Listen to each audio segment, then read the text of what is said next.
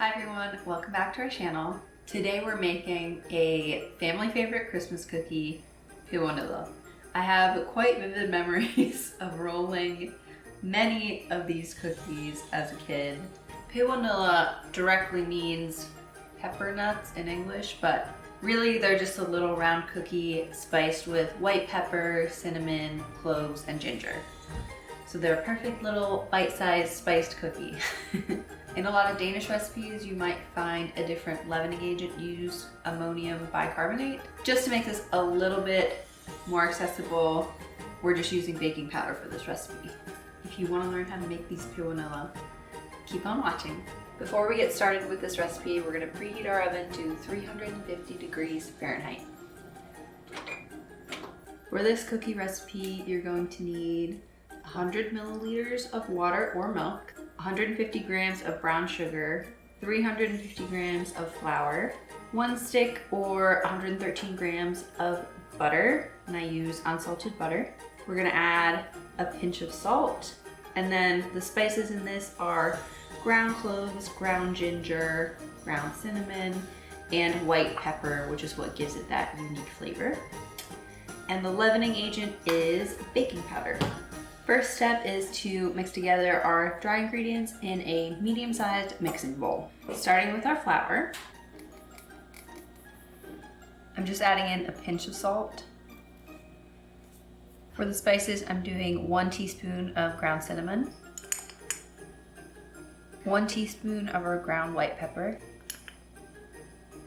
½ teaspoon of ground ginger, and ½ teaspoon of ground cloves. And then we're putting in 1 teaspoon of baking powder. And now we're just mixing it together. All right, this next step is kind of similar to how you would make a pie dough. We're going to cube up our butter and then add it to the dry ingredients. And then I'm gonna use a pastry cutter today to break the butter into smaller pieces. But you can definitely also just use your hands to break the butter into smaller pieces. What we're looking for in the end is something that resembles sand. Oh, and you definitely want your butter to be cold.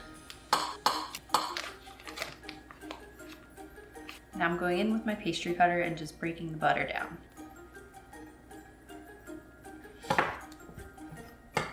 This is the texture we have. You can see the butter is very finely incorporated. And now we're ready for the next step. The next step is to incorporate our last 2 ingredients, but I'm gonna start with the brown sugar and add it to this mixture and just make sure there aren't any big clumps of brown sugar. So I'm just gonna break it up in there before I start adding the water.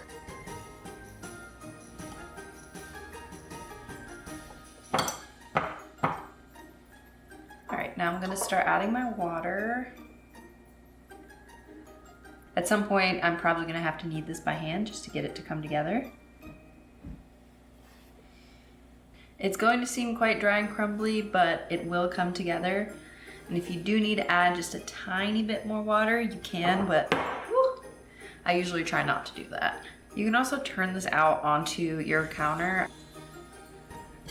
The dough is now one cohesive ball, so I'm gonna just put this back in the bowl and start getting my baking sheets ready. I have my dough here, and I would suggest if you're not going to use it right away to keep it in the fridge. And I also have a baking sheet lined with some parchment paper. I'm going to use my bench scraper to divide the dough into pieces, but you can definitely just use a butter knife. All right, so I'm going to take a quarter of the dough, and on a clean counter with clean hands, what we're going to do is roll this into a log. I'm actually just gonna work with half at a time. I'm aiming for a log with a diameter of around 1 centimeter or close to ½ inch. And the goal is to try to be as even as possible. So what we're gonna do now is segment this log into little ½ inch pieces. So you have little pieces of dough to roll into balls, and that's how to make pebernødder. And I don't measure this with a ruler. I just kind of use my fingertips as a measurement, which isn't the most precise, but it works. So I'll pinch the dough and then cut at the edge of my fingers. And as long as the log is relatively even in size, it works. Now that we have our pieces, we're just gonna take the pieces and roll them into a little ball. And that's that. It really just takes a bit of time to get all the dough rolled into balls, but it is most efficient if you have a helper. And once they are rolled, we're just gonna take them and transfer them to our baking sheet. I would leave at least an inch of space in between.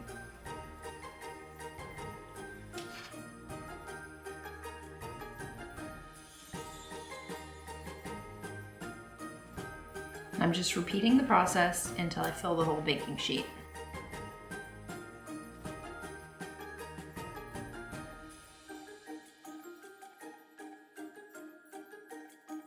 We have our whole tray of pebernødder ready to go in the oven. So I'm gonna check these after 10 minutes, but they'll probably need closer to 15. I just like to check that they're not getting too brown on the bottom.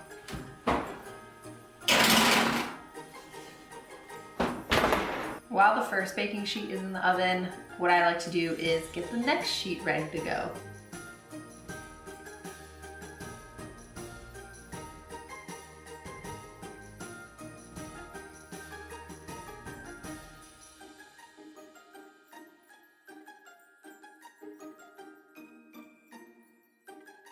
The first batch is out of the oven, so now I'm gonna do a little swap and put the second batch in the oven.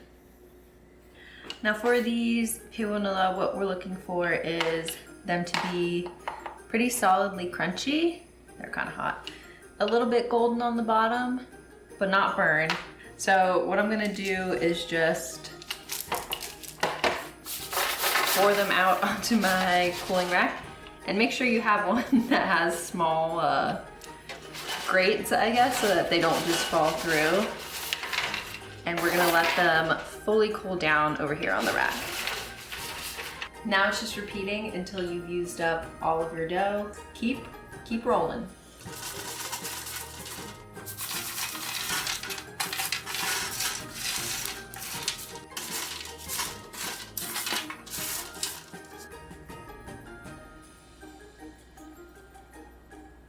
Once these have cooled down, we keep them in a cookie tin. I like to line mine with some parchment paper to make sure that the lid gets a nice seal.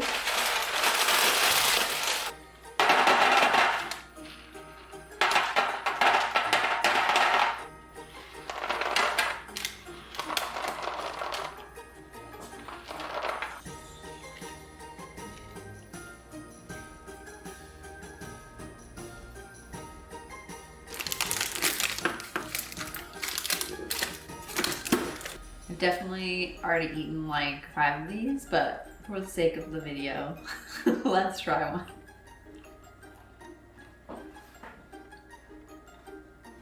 They're nice and crunchy, perfectly spiced. To me, these really taste like Christmas. Thank you for watching our video. We hope you try these cookies and see you for the next video. Bye.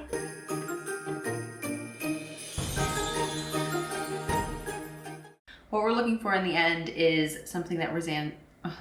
What we're looking for in the end is something that resembles.